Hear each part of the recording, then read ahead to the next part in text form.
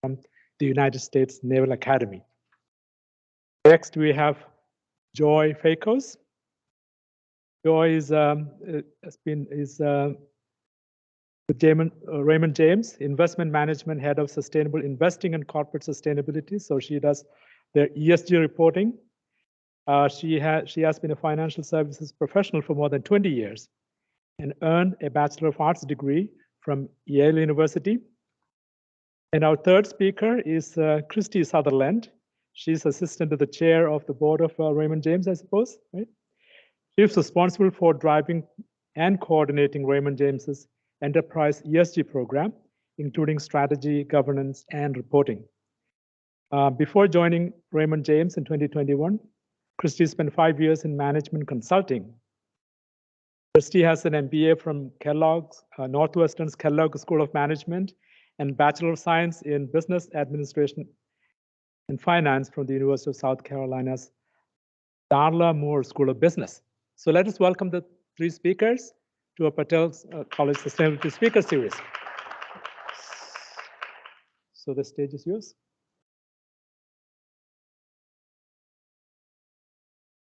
Our distinguished panel of speakers here today. As the dean introduced them, they are from Raymond James. So the way we're going to do this panel is I'm going to allow them to each talk about their role within Raymond James and introduce themselves a little further in terms of the details of the work that they do. The interesting thing is it covers a wide range of specific areas that is of interest to us, specifically as it relates to sustainability. Everything from reporting their sustainability plans, their ESG efforts and activities, to implementing the programs that they actually have. How do they actually go about putting those plans in place? And more importantly, also focused on investing in companies that have ESG plans in place as well. So it's the entire gamut of what we talk about.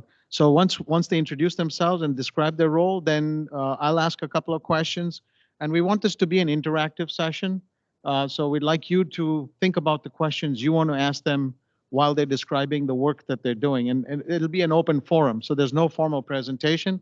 It's just a quick back and forth and an interactive discussion. So yes. Online students, can you hear us? Can you just say yes or no in the chat there? Real quick. You can? You asked already. Okay, so that's perfect. Thank you. Thank you. All right, so why don't we start with Christy?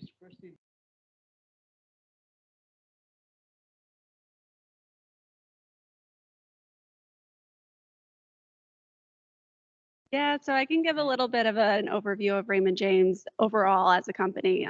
So for those of you who aren't familiar with us, Raymond James is a diversified financial services company. We've got 4 main business lines, that being the private client group, asset management, capital markets, and the bank. But we're really a private client group. We've got over 8,700 advisors and over $1 trillion assets under management. And so that's really the bread and butter of our business, and everything else really helps support that. So happy to talk a little bit more about that, but how I play a role within our ESG and sustainability space is I really kind of sit at the top of the house and help coordinate all of the different parts of the business as it relates to their ESG or sustainability related strategy. And then I also help bring all of that together for reporting, whether that's our corporate responsibility report that was recently released in January, which included our very first TCFD report, which I'm happy to go into more depth about. CDP, which we're currently working on for submission this summer, but this also includes reporting up to the board. So on a quarterly basis, we have our senior management ESG committee, which serves kind of as a dry run for then our reporting quarterly up to our board's corporate governance and ESG committee. So I really help facilitate all of that. Yeah, so we don't, I'm not sure what our number of employees actually is. Yeah, like 13,000. It's actually not on our website. It's in the 10K though. But we're primarily based in the US, but we do have presence in Canada and the UK. Some of you may have seen we relatively recently acquired Charles Stanley, which I believe more than doubled our presence in the UK. So we have a much larger footprint there right now. Hello, everybody. I'm Bill Breckenridge. My role is I'm a VP for facilities and environmental sustainability. So I have a facilities and engineering background, energy management background, and so I utilize that background, my education and experience to support Raymond James. So I oversee the corporate facilities for Raymond James. So that's first the home office, our headquarters, which is in St. Pete, just across the bridge, 275. In Carillon, it's about a 1.3 million square feet. And also we have some other facilities, a smaller location in Southfield, Michigan, so that's in Detroit. And then another one in Denver, a Denver data center. So those are owned facilities. So I oversee the owned corporate facilities. That's separate from the many branch facilities that you see out there and part of the PCG business unit that Christy was talking about. So yeah, the oversight, what does that entail? Facilities management, construction, just day-to-day operations and maintenance. We have a lot of facility assets. There's a considerable asset management program there. Management of critical systems, infrastructure. We have some critical areas there related to our data and just things that we rely on to support our business. So my team oversees that, supports that. And then, what else am I leaving out here? Yeah, there's a lot of energy management aspects to it, and that ties into the environmental sustainability aspect. So I'm kind of the lead guy on the E portion of our ESG program there, working with Christy. That's basically the program just from the facilities and environmental. There's a lot of overlap there with the facilities operations side and just other logistical aspects, but that's essentially my role. Thank you. Hi, all. So my name is Joy Fakis, and I am head of sustainable investing and corporate responsibility at Raymond James Investment Management, which is the subsidiary that houses the asset management portion of Raymond James that Christy had mentioned. So I'm part of that subsidiary organization. Raymond James Investment Management is made up of 6 boutique investment management firms across the U.S., and we do have one in Canada. So those are Claravest Asset Management in San Diego, Scout Investments in Kansas City, Reams Asset Management in Indianapolis, Eagle Asset Management both here in St. Petersburg, and we've got an office in have Cougar Global Investments in Toronto, Canada, and a recently acquired asset management firm, Chartwell Investment Partners in Berwyn, Pennsylvania. So you can see we have quite a footprint there. So the question is, are we a quote-unquote ESG shop? And the answer is no, we are not. We do have ESG-focused products. We have about 6 of those. But what we recognize is the incorporation of environmental, social, and governance factors in the investment decision is really part of risk management, understanding the company, and an avenue for engagement. So not only do we think about these factors in the fundamental analysis, again, regardless of the strategies that are being managed, those are all incorporated. We also are active owners, and that takes the shape of corporate engagement, engaging with investee companies' managements, as well as for equity strategies, voting proxies. So if any of you are in the financial analysis right now, you probably know this is the start of proxy voting season. So that's when shareholders can have their voices heard. And that's a really important aspect of sustainable investing, is being active owners, knowing what you own and engaging with company managements. So what my role is in all of this is as facilitator. We work together. I'm a resource. I'm not the ESG police, but it's all about providing those resources and expertise and guidance. So that's my role. And also understanding that corporate responsibility is the other side of the coin of sustainable investing. As Christy and Bill know, the importance of being able to walk the talk, being able to say, if we believe that these issues are important for our investee companies, they're also important for us. So that's a quick rundown. Quick introduction there, Joy, as well. So you can see that we have both the internal aspect and the external aspect. Let's start first with the internal aspect, because that's exactly brings me to the point of, if you are so interested in investing in companies that have a focus on sustainability and ESG, tell us more about Raymond James. I mean, briefly in the conversations I was having with Christy and Bill, they don't have a formal ESG report out yet. Is that what you said? You're looking at publishing one, and why not? And what are you doing specifically from a reporting perspective so that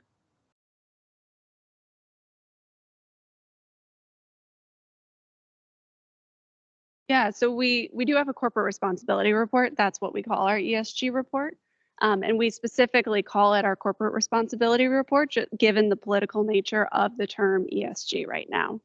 And so we're trying to stay away from that terminology while still effectively providing an ESG report.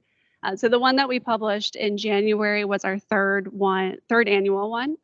We actually moved it up. The past two ones we had published right around Earth Day, so around now. But we moved it up because we wanted it to be available before our proxy season. Because we understand that what we're including in our corporate responsibility report is things that our investors are asking for, similar to what Joy and the portfolio managers at RJIM are asking their holding companies about. So I mentioned that we had our very first TCFD report. It's definitely a first one, an initial one, a small step. But we were very proud to be able to include that. And as part of TCFD, we published our greenhouse gas Scope 1 and Scope 2 emissions for the very first time, which Bill saying that it's really the E, that was all coming out of his team. So it was a really big effort from his team to be able to do that. But we were really proud to be able to take that step. And then understanding that we will continue to take further steps over the next coming years. But we're just continuing to push on our journey right now. so we'll get Bill to talk.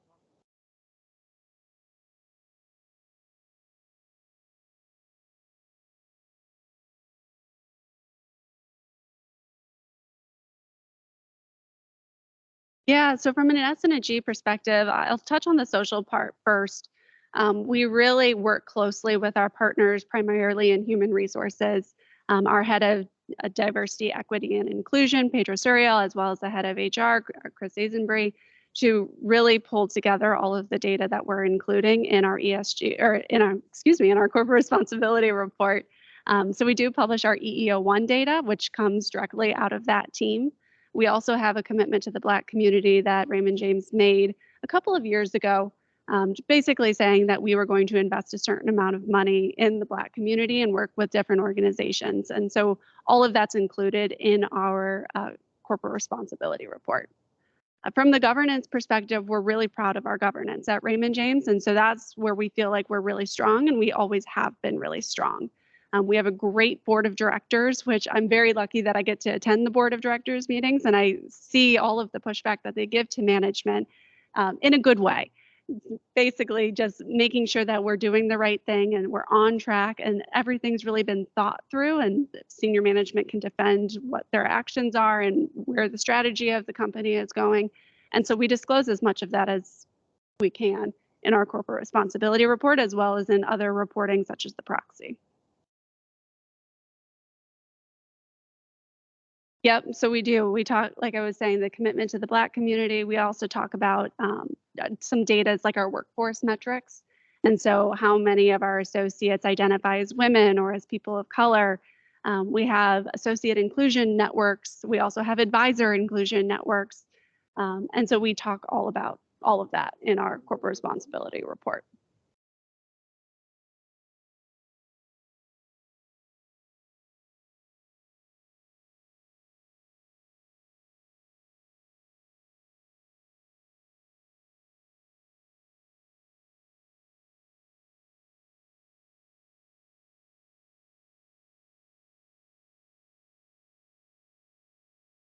Sure, yeah, glad to do that. I mean, as you can imagine, I mean, it's a pretty big effort gathering up all this information. But scope 1, scope 2. I mean, of course, that's relatively easier, right? It's a lot of it's based on utilities. If where we don't have utility information, which sometimes is the case, with a large number of leased properties that mostly don't have sub-metering, so we don't therefore have direct access to the utility data. We can come up with estimations, based on square footage, and also using various factors, the emissions factors, some of the part of that methodology there under the greenhouse gas protocol. So I have an analyst on my team who is quite savvy with all that, and he's gone through and he's done amazing work there to be able to capture all that information. So that's that part. And then the scope 3 is challenging too, of course. For us, I mean, our biggest focus areas or the biggest contributors for us, as I'm sure probably is the case for the majority of companies like ours, would be, besides electric use, would also be commuting, and so how do you go about calculating that? Like scope 3 emissions from commuters. And maybe you've worked on some projects in some of your classes that have involved that, but kind of interesting. I mean, you've got to know where people are coming from and where they're going to, so how do you do that when you've got, like we mentioned, 13,000 employees or whatever, and they're all in different parts of the country. And, so you do your best to make certain assumptions. You get HR data on home zip codes, things like that, so you're not violating people's personal information with their exact home address, but at least you can come up with something that's reasonably close by at least using home zip codes, and then correlate that to that employee's office location. And so that's basically what we've done in the past. I imagine as time goes on, as we continue to get more sophisticated, I'm sure we'll find better ways to do that. But that's essentially how we hit that now. It's interesting too. We have a lot of vendors, a lot of suppliers, as you can imagine, folks we do business with, and a lot of them are very eager to share their information with us. Like whether it's an airline or whether it's some other standard supplier that meets a lot of our procurement needs. Rental car agencies, things like that. We send people on travel, and we can gather that information. That information is relatively easy to get because we can get it through our travel agency for the most part. But we have a lot of these procurement partners who want to tout what they're doing in this area. And for us, it's a matter of, okay, well, that's great. You want to work with us and try to be more granular, be more transparent. But at the same time, how do you know they're not just blowing smoke? They're just telling you, oh, look at all this stuff. Oh, we could give you this. Look at, we helped you save, so much paper, and it's equivalent to, saving, 10,000 trees or whatever. Well, how did they get that?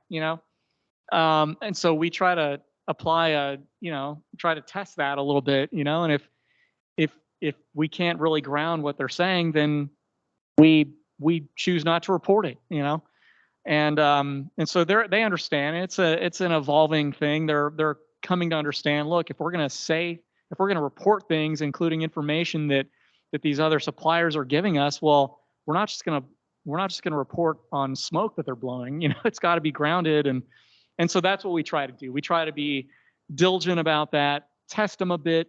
You can understand these businesses, so many businesses, they're looking to gain business through this whole sphere. The more they can generate and the more they can market themselves in this area, the better. It makes sense for them to try to do that, but if we're serious about it, we're not just going to go along with whatever they tell us. And so that's a big part of our approach right there.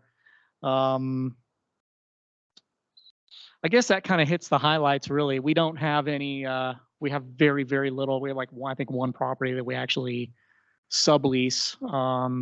So it's insignificant. But, as far as scope 3, the upward and upstream, downstream effects to carbon emissions. We're covered there pretty much. So that, I think I hit the meat of it. I think with the commuting and just some of the vendor relationships. Bill, that's beneficial. So, but that certainly puts the onus back on Joy, because my point is, you've just heard a lot of assumptions that go into these CSR/ESG/sustainability reports that sometimes are pretty hand wavy, and I mean, your own scope 1, scope 2 are probably pretty low. Scope 3 is probably pretty high. And I would argue that your scope 3 investments, especially your investments that you're making from a scope 3 perspective, would be probably your largest investments that you make. So how would you reconcile the fact that, because we don't have standards currently, that it's still all over the place? And you listen to these hand-wavy arguments over here that we're going to try and make these assumptions. How would you reconcile that from an investment perspective from the clients that you? Great lead-in, thank you. Okay, so first of all, one word that you've heard pretty consistently from both Christy and from Bill is the term journey. We're all on this journey. There isn't anybody who's got the answer. Boom, this is what we're going to do. What is happening, which is really very exciting, is, and actually I think it's exciting from an investor point of view. I'm not sure if my colleagues think it's so exciting, but what's happening is the SEC has proposed requirements on what we should be reporting. Now, they've come out with 3 proposals since last spring. The first one, we actually should be seeing something final in the next month or 2, and that is the requirement for public companies to report on their scope 1 and scope 2 emissions. They've also proposed a phase-in of scope 3, which also includes not just invested emissions, that indirect, but also financed emissions, those kinds of things. There's been a lot of pushback. So we don't know yet what the final rule is going to look like. But we do anticipate it coming out in the next, probably month or 2. And then my guess is the litigation begins, the pushback. But it does plant that flag in the ground that says this is important information for every public company to be reporting.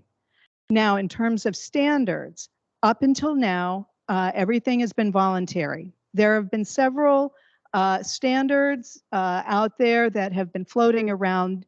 The other exciting thing, now I've been in the sustainable investing space since 2009, so seeing the evolution has been really pretty extraordinary. But what's been happening is there have been consensus building efforts around what is considered material in the reporting.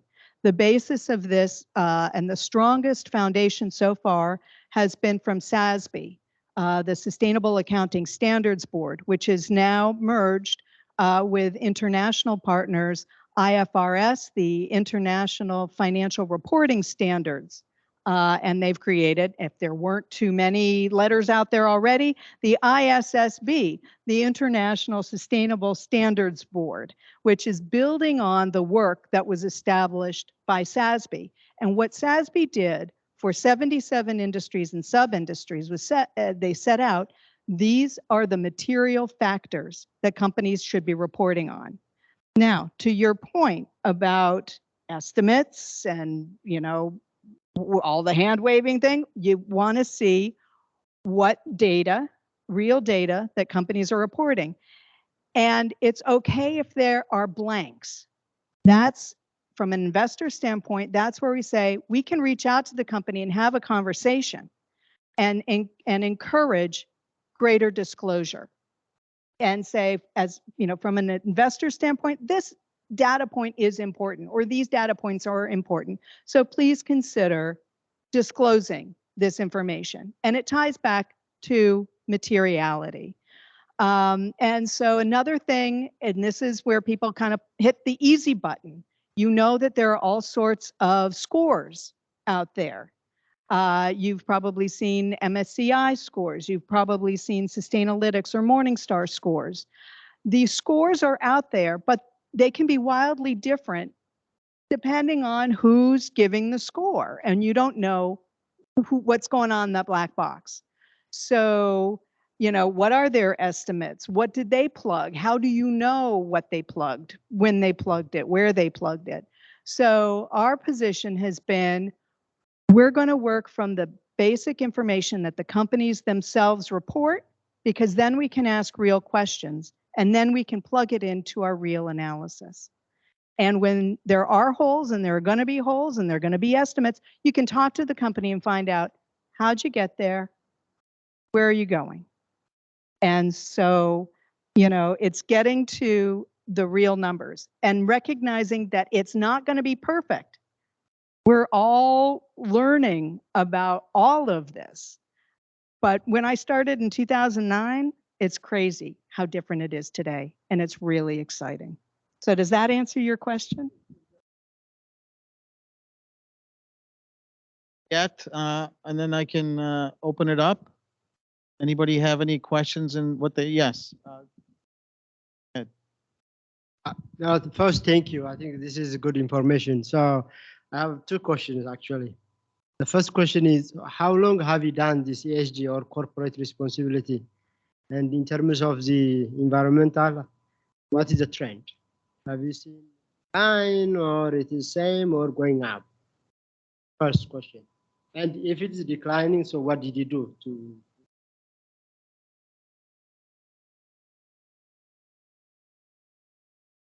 SF, we also do report the greenhouse gas emissions.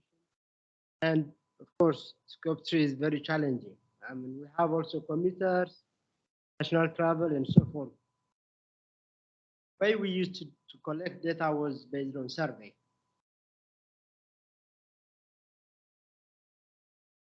In our case, it could be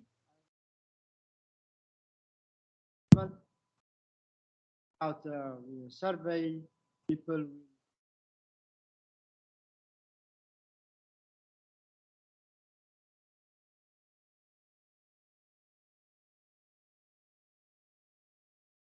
What approach would be?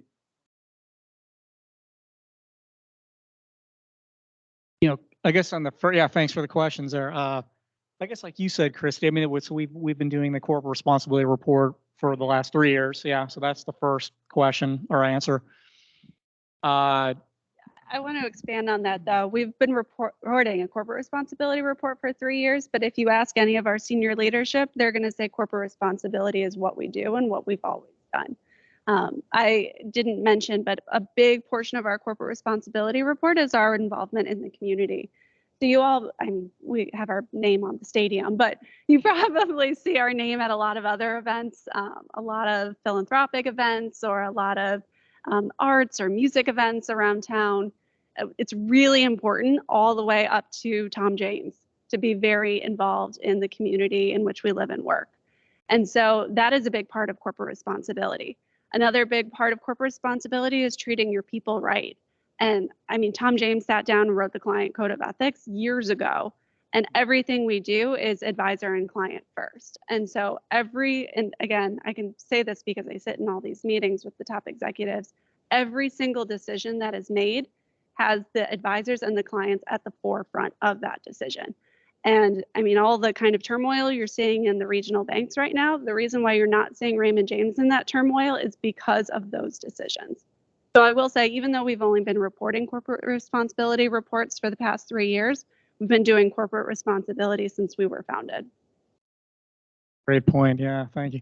And so the rest of your question, I think you said, yeah, the trends. So the trends, yeah, we have seen over the last few years, we have, I mean, just through just trying to make a relatively low key, but just diligent efforts over the years as I'm thinking about our facilities. We have seen some energy reductions. We expect to see more just as we replace systems, building systems. We're in the process of undergoing some LED lighting upgrades, controls, and HVAC replacements. So we're seeing at least some estimated savings of the neighborhood of 10 to 15% on just the lighting portion. expect with an upcoming Tower 3 HVAC, it's going to be probably about a 5% energy save. So I mean, but that one didn't have an IRR to begin with. These LED projects, we actually did have an IRR that was fairly good. So we're seeing some good results there. It kind of just from a snapshot, it looks like within the next few years, I mean, we may kind of expecting to see, this is kind of an estimate, but expecting we may well see some savings in the 30-some% range, which is great. Just through looking at, you're trying to leverage technology and just see how we can implement excuse me, some of these things to improve our building infrastructure.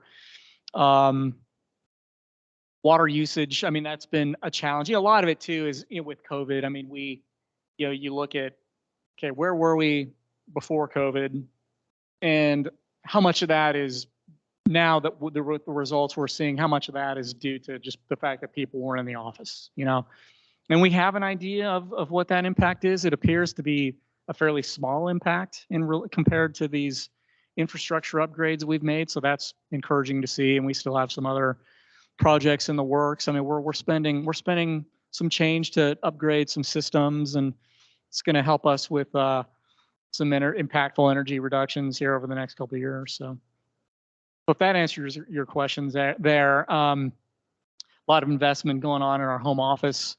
We've made considerable improvements in the past at our data center. It's a LEED Silver certified facility that was built in 2012. So it's sitting pretty well. There's some opportunities to upgrade other corporate facilities, and we'll try and do the best we can to do that. And of course, as a cost center, we try to balance that. We're aware that we're eating into the revenue that we're generating. So we're trying to be a good business partner and work with Christy and Joy and others to when we have ideas on things money that needs to be spent, that we're bringing a good business case and something, especially if it has an IRR, an attractive IRR that we can offer and say, look, here's here's some compelling reasons to do this. So we're trying to be savvy from a business standpoint on that. But hopefully that answers your question. Thanks. We also have a question from the chat. It says, what does success look like for Raymond James in terms of ESG, and what are you striving for?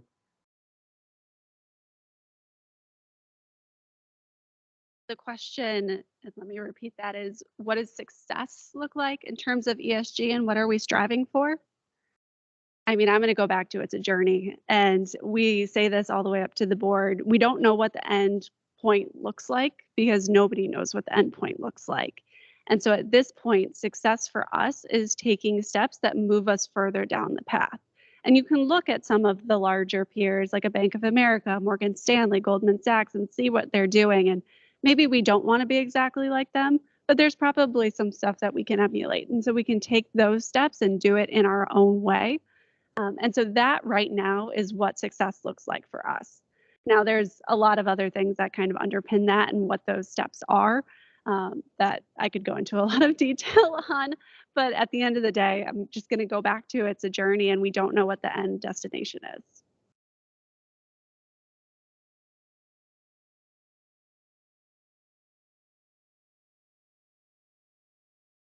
So my question is primarily, I think, for Joy. So my question is, we all know that mass consumption is one of the big problems regarding sustainability. So what will sustainability or sustainable investing look like if America significantly lowers its consumption? So if we cut back on the amount of waste we're producing, the amount of fast fashion, all that good stuff. Wow, that's a huge question. Well, first of all, it is important to really look at consumption, whether it's energy consumption, materials consumption. That's where you start looking at issues like recycling. Are there business models that are based on the circular economy? And what does that look like? A great resource if you want to check this out is the Ellen MacArthur Foundation. I don't know. Okay, you're already familiar with it. Awesome. So I think it's changing what consumption looks like. And I think it's also one of those things where we really look at those business models that are being very conscious about water use, resource use, and reuse. And what does that bring to a business model? So I think I don't have the exact answer for you, quite honestly, but I will say it's those companies that are being innovative, creative, and conscientious about their natural resource use, about their view of cradle to cradle consumption and manufacturing, how they are incorporating their communities. I don't know if I can, I won't mention the company name, but for example, a company that makes carpet tile, carpeting. What they're doing in terms of when the carpet starts to wear out, when those tiles start to wear out, you turn them in. They'll recycle the process, the materials, create something new. So it's really about how we think about consumption differently, and how companies are taking a look at their processes in terms of cradle to cradle, the circular economy, reduction in natural resource use, particularly water use. So does that answer your question? Not really.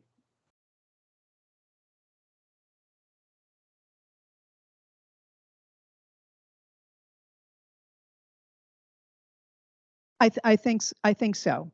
I do think so. Because again, you think about the word sustainability, it's long term. And also this does go back to the Raymond James, our 4 values. One of them is thinking for the long term. So companies that for example, fast fashion, they really have to rethink how they do their business.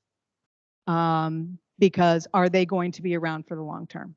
Whether it's production of cotton, whether it's, what goes into the production of cotton, what goes into landfill, how do you prevent that? So I think companies that are thinking generations beyond are going to be in a much better position than those that are just looking at once through processing and manufacturing. So I think also being really conscientious about what materials can be recycled. The big, gazillion-dollar question is, what are we going to do with lithium-ion batteries? And how do we think about that, end of life for them? What does that look like? What can be retrieved? What can be recycled? What can be reused? So the companies that can crack that nut, I think those are the ones that are going to survive long term. So does that a little better?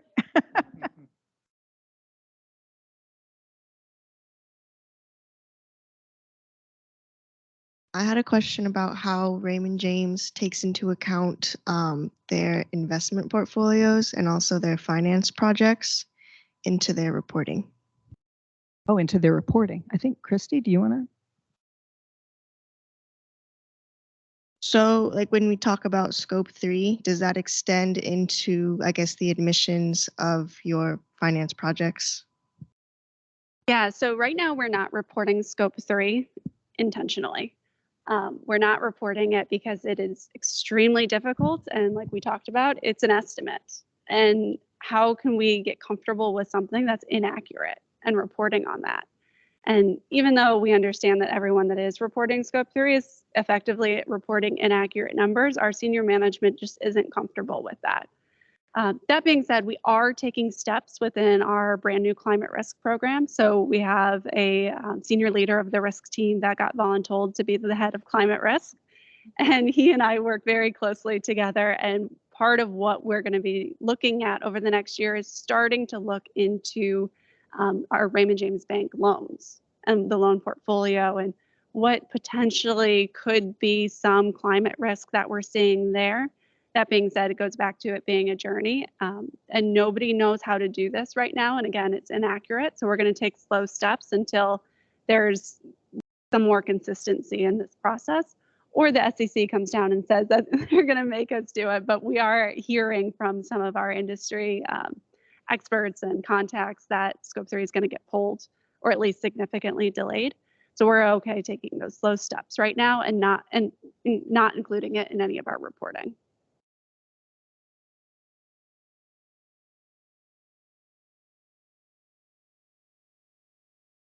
Thank you very much for this wonderful presentation. So my question is about the term that you touched upon, that the sensitivity about ESG, the political climate right now. But Raymond James is like a major corporation and your responsibility to your clients. So how do you balance that? I know that you may have internal strategies and things like that. From what the public can know about your strategy, how are you going to address this? Because it is not going to get any better. That is the other $1 million question. And we talk about that every single day because, well, one, being in the state of Florida, we're really kind of in the hotbed of that. But at the same time, we really value independence, and we're not going to tell our advisors or their clients what to do.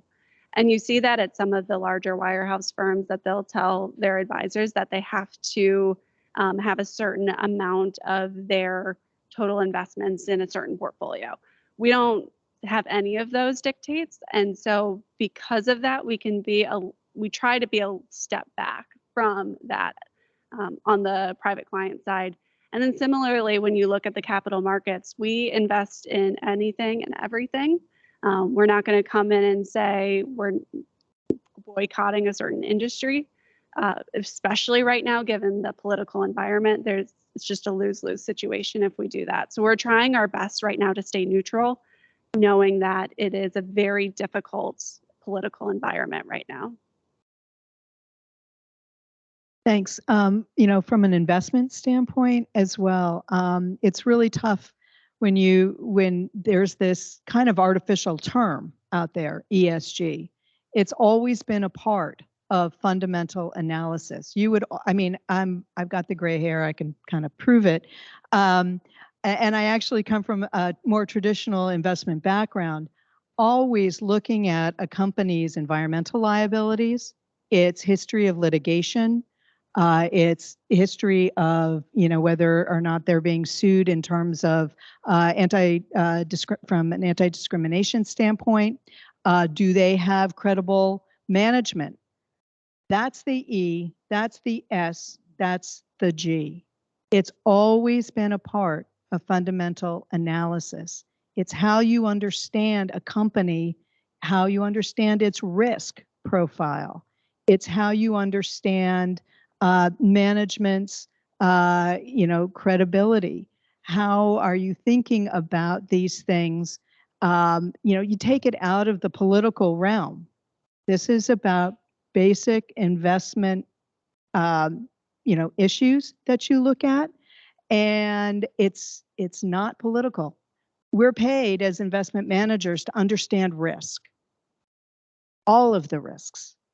And so, the more quickly you can get it away from that political question to fundamental analysis, risk management, it's what it means to be a good corporate citizen in the communities in which, we live and work. It is all of that, although it's been put under this, umbrella, which is a fairly recent term. But if you kind of step away from, that specific term to what it means to really understand a company, its pros, its cons, its trajectory, how it thinks about its employees, how it thinks about its customers, how it thinks about its suppliers, it's not political. It's really just good analysis.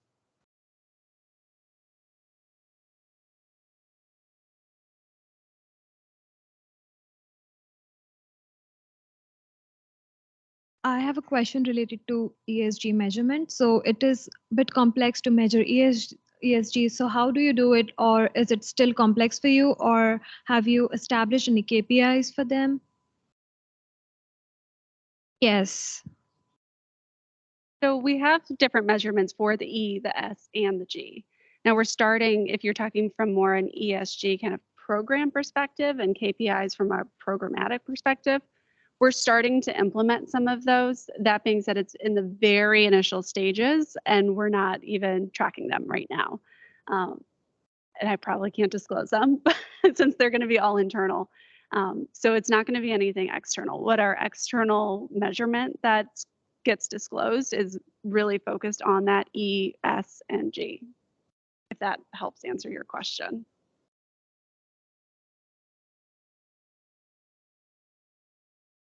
The ESG is all the data. Can you elaborate on that? Like, So there are different measures. There are so much data available. So when you want to print a report, you want to create a report. So how do you go by collecting the data?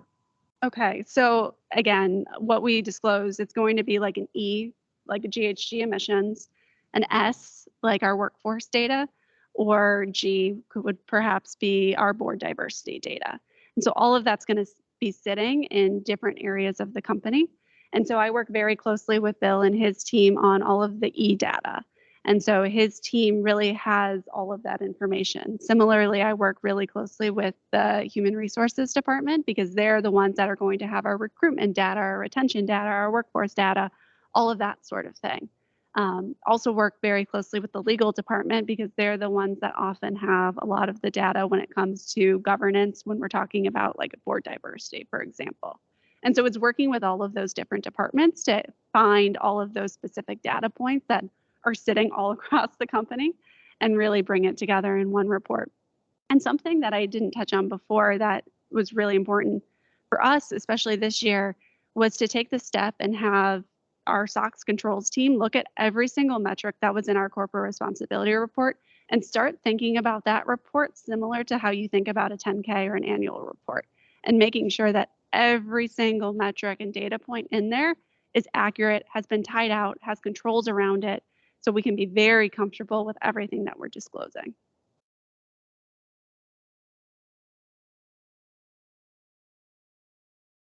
Yeah, we do have SASB in our corporate responsibility report as well. What's interesting about our SASB report is that there's not a lot of new data in the SASB report. There is a little bit, but most of it points out to either our 10K or somewhere within the corporate responsibility report itself. So our SASB index sits in the appendix and then just points to a lot of different locations. So we are reporting on SASB, but again, it's pulling data from so many different sources and pointing out to where that data actually sits.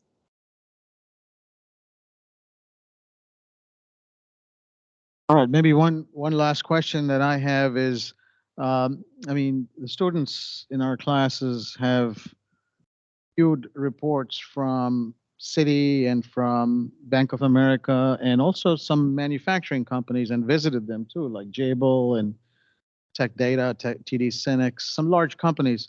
And they are pretty aggressive in their reporting of their information, everything from scope 1, scope 2, scope 3. My question to you is, I mean, you know, you guys are obviously not as aggressive in trying to set targets and goals for being sustainable.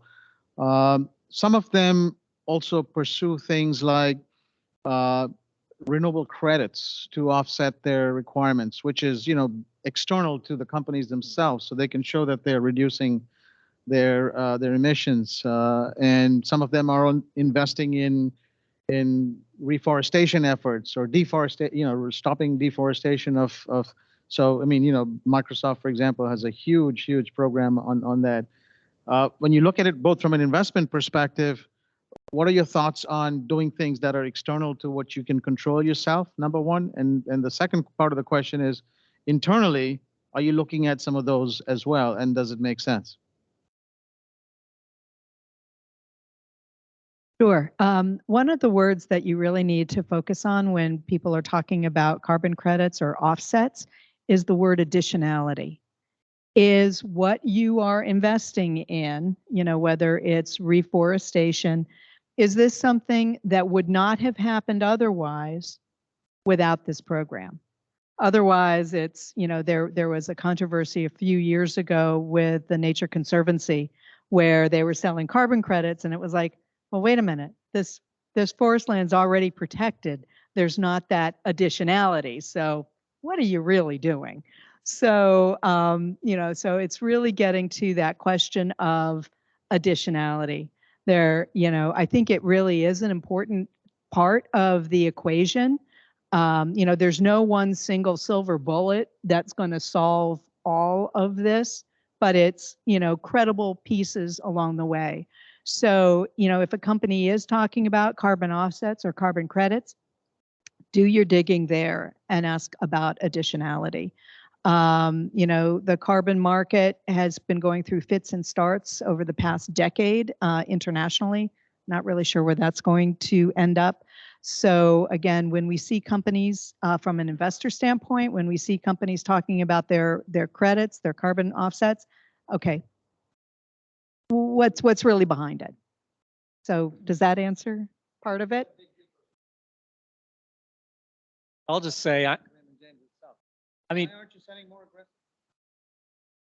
well, to the point of the renewable energy credits, I think internally for a lot of the same reasons is why we tend to look at these things suspect. It's like a lot with our suppliers that I mentioned. They'll make these claims, and it sounds great, but how do we know it's really true? So because of that uncertainty, we prefer to not overextend ourselves or overpromise something if we're not sure we can actually deliver it. So we're just on a journey and taking our time, making sure that we're diligent. That's part of and that's inherent in our culture.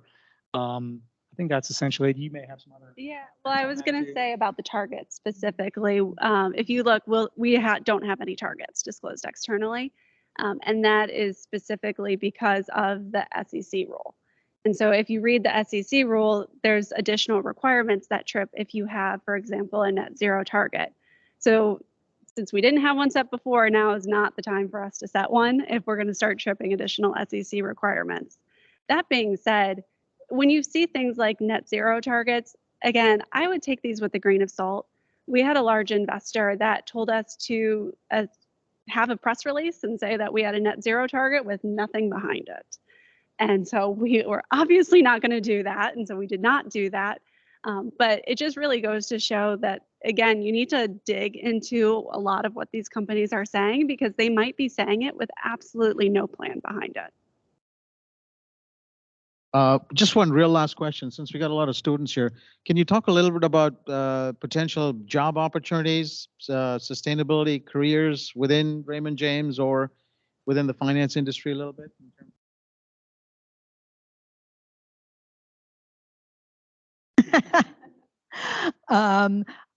Well, we do have an analyst program that is for graduates, after 4-year, and then or if you're working on your MBA after that. So that's those are programs we have in place. But what I will say is that in terms of sustainable investing in general, I think there will be tremendous opportunity. Whether we have those opportunities specifically, that's for the future. But I would say understanding sustainable investing, understanding thorough company analysis, and being able to communicate about what you're doing, how you're doing it. I think those are definitely careers of the future. And I think it's the future of investing in general. If any of you know about the CFA program, the Chartered Financial Analyst program, it's a 3-level program, but sustainable investing has become part of its main curriculum. So it's not a fringe thing. It's not a fad. It's really becoming ingrained in traditional investing practices. So it's the wave of the future. Let me put it that way. Say real quick, in my world, we don't have any real active openings at this time. But I'd say for those of you who may be part of the sustainable energy concentration, maybe the sustainable water, some of those skill sets fit in very well in my world, and not just at Raymond James, but I'd say in all kinds of companies. So it's just a question of what those companies are looking for, what their specific vacancies are. But I think my energy background I'm a certified energy manager and have some experience with that from the Navy, but in environmental things, but management and all that. But those skill sets are quite valuable, I would say, because I don't want to say you're run of the mill, but like at every business or organization, you have a facility staff. USF has a facility staff that I think is pretty large, and rightfully so. Large college campuses tend to have large facilities organizations, for instance. But so with that, I mean, that's something that's always going to be there. It always has to be covered. Otherwise, how can you conduct your business or how can you conduct your educational programs without the facilities? But as opposed to just a standard, okay, I'm just taking care of these facilities. Well, how can I do it more smartly? How can I try to get ahead? Maybe I can implement some things to help reduce costs and provide more environmental benefits at the same time. So that's a valuable skill set across the board, no matter what sector, I would say. So. Only thing that I'll add is that when you're going through interviews and you're getting asked questions like what's relevant to my company, really make sure you know. And I'm saying this as someone that interviewed people recently that did not know what was relevant from an ESG perspective for Raymond James. And so really being able to understand there's a lot of issues that fall under the ESG umbrella, and some of them will be relevant to the company that you're interviewing with, and some just will not. And being able to really talk specifically about the ones that are specific to that company will help you be successful. With that, I want to thank our speakers. Let's give them a round of applause.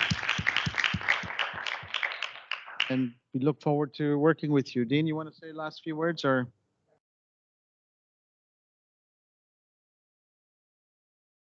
Thank you. And we look forward to working with you on projects down the road. Thank you. Yep.